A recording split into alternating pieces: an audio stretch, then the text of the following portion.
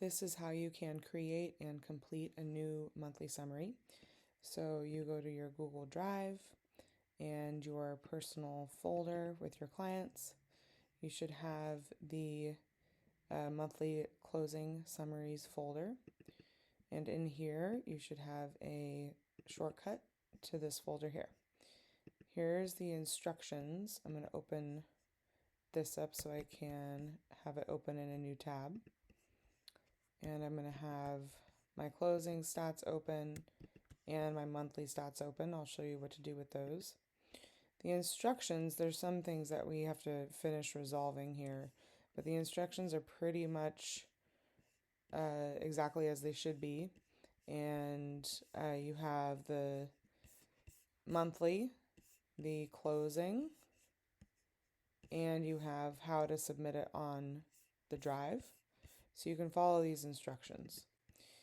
In terms of if I am doing a new client, this is the make a copy. So I need to say file, make a copy. So now I make a copy on my personal drive in my folder, but it's not going to go into my client folder. It's going to go in my monthly closing summaries folder, maybe for November or September. So I'm going to put it in here. I'm going to change the name to, I'm going to make up a client, 1525 monthly stats summary. And I can take off the word template. So now I can click OK, and it'll open in a new tab, and here's my form. So I'm going to close this one because I don't need this anymore, and I don't want to accidentally write in it. So now here's mine. So you would fill out the name. This, I'm going to say Joe, or just JS, for example. Date of birth, this is on the referral for 28/29/2001, 2001 or whatever. This is the client number from the center, so 1525. This would be, I'm doing this in September, so it might be September 2021. And referral date, this is also on the referral. Maybe it was 9/1/21. First date of contact. If you have contacted your client, then you put the contact date. This would be your first phone call. If you haven't contacted the client yet, then it's NA. Now to select the box, I would need to right click it and select, I would need to right click it, say select list item, and then I would want to, I like the bigger squares, but you can use a smaller square. That's a smaller square. If you draw a bigger box, then you can have a bigger square. Okay.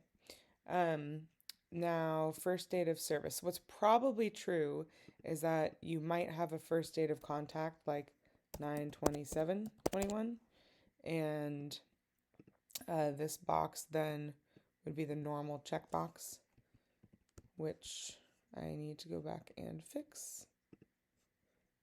And then maybe first date of service, that's like if they came in or if you met them for their first session, you might not have yet. So that would be NA.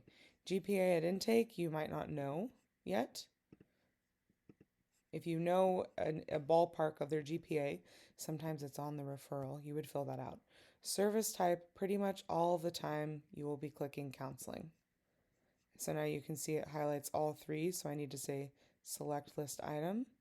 And now I can select my bullet point. Living situation. So you might not know yet. So you might do NA or maybe other. You could do NA and other. Most of the time it's parents, guardians. You would pick whatever is appropriate for your client. Select list item. All of this stuff you only have to fill out one time, because for all the future ones, you'll just be copy and pasting this monthly summary. So truancy at intake, that's if they're not attending class. And so it's either yes, no. And look in the instructions here, look in here for all of the specific answers. This date A/P, that means assessment/plan completed. Also, look in the instructions for what this means exactly. parenting status, if they're pregnant, if you don't know, if they're a parent, or it's not applicable. So you would fill all of that out. I'm just going to do a couple boxes here. Oops, I made that mistake that I want you guys to avoid. You want to do select list item, and then I can select that. And I'm going to say NA because I probably haven't met with them enough times to do the select list item. I probably haven't met with them enough times to do my assessment yet. All right, and then we'll say NA because they're not a parent.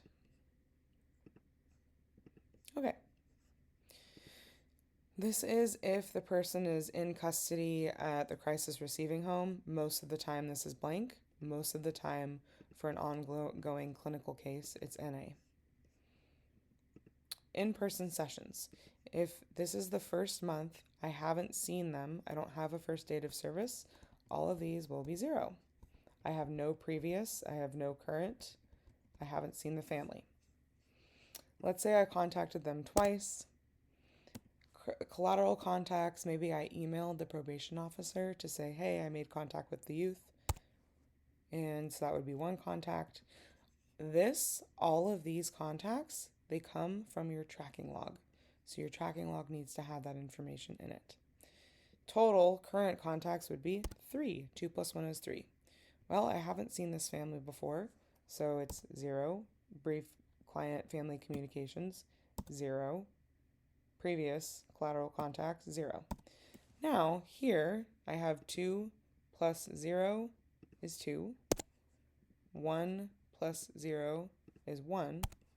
And 3 plus 0 is 3. And then you also want to check it here. 2 plus 1 is 3. All right, that checks out.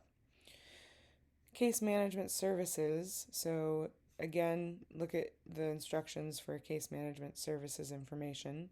If case management services were provided, then there's different things that happen for this. I'm going to say that I didn't have a I didn't request services and I didn't request resources. So for here, it would be NA. Please talk to the clinical program director, or other staff to consult about how exactly to fill this out. So for PCOMs, let's say I haven't had a session with them yet, so I don't have a PCOM score. So this is going to be 0, and this is going to be 0.